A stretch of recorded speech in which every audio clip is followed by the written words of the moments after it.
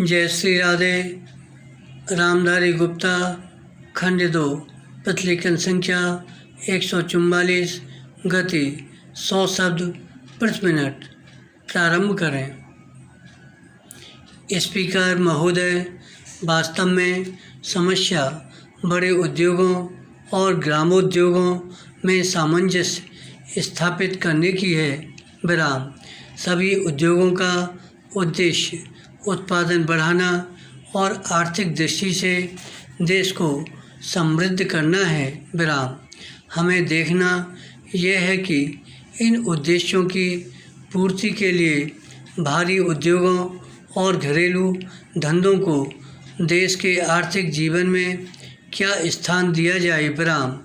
मैं मानता हूँ कि ग्रामोद्योग तभी पनप सकते हैं जब उनके लिए पूरी सुविधाएं हों और एक विशेष प्रकार का वातावरण पैदा किया जाए। जहाँ तक सुविधाओं का संबंध है, योजना आयोग और भारत सरकार ने यह सिद्धांत रूप से स्वीकार किया है कि इन उद्योगों को ऐसी सुविधाएं दी जाएं जिससे खादी और दूसरे धंधों को प्रोत्साहन मिले और साथ ही बड़े उद्योगों पर भी बुरा प्रभाव न पड़े। इसलिए मैं समझता हूँ कि हमारी समस्या ठीक प्रकार की सुविधाएं सुझाने की हैं। विराम।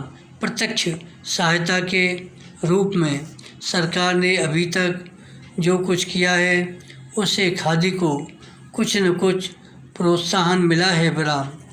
खादी के लिए एक क्षेत्र सुरक्षित कर देने के प्रश्न पर भी विचार किया गया है, जिससे खादी और मिल के बने कपड़े के बीच प्रतिस्पर्धा न रहे। विराम।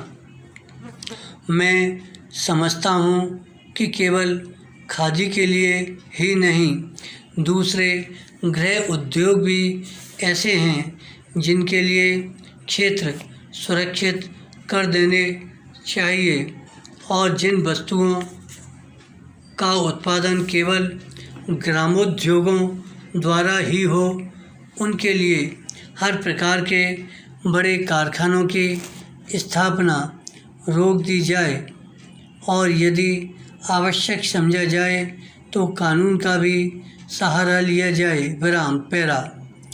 ग्रामोद्योगों को जब तक सरकार की ओर से प्रोत्साहन नहीं मिलेगा और बड़े बड़े कारखानों के साथ उनकी प्रतिस्पर्धा होने दी जाएगी, तब तक उनका पनपना असंभव नहीं तो कठिन अवश्य है। विराम।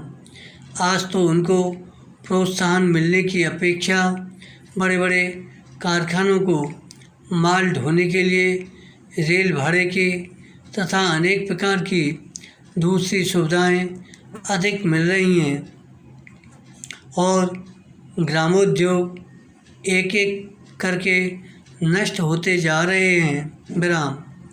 इस नीति में केवल परिवर्तन ही नहीं किया जाना चाहिए, बल्कि इसको दूसरी ओर मोड़ देना चाहिए और छोटे उद्योगों को प्रोत्साहन देने के लिए उन्हें सभी प्रकार की सुविधाएं मिलनी चाहिए। विराम। उनके लिए केवल आर्थिक सहायता ही काफ़ी नहीं है। विराम। मैं जानता हूँ कि सरकार ने बड़े बड़े कारखानों की सहायता के लिए करोड़ों रुपयों की सहायता दी है अथवा उनको बचाने के लिए कर के रूप में जनता पर अरबों का बोझ लादा है। विराम। उदाहरण के लिए चीनी को ही लीजिए। विराम। चीनी के कारखानों को विदेशी कारखानों से सफल प्रतिस्पर्धा करने के लिए जनता को न मालूम कितने करोड़ रुपए देने पड़े हैं। विराम। इसी प्रकार विदेशी लोहे से भी सफल प्रतिस्पर्धा करने के लिए जनता को कितने ही वर्षों तक प्रतिवर्ष करोड़ों रुपए देने पड़े हैं। विराम। ग्रामोद्योगों से जब करोड़ों व्यक्तियों को लाभ पहुंचता है तो कोई कारण नहीं कि उनको उसी प्रकार की और उसी पैमाने पर सहायता क्यों न दी जाए। विराम। धन्यवाद।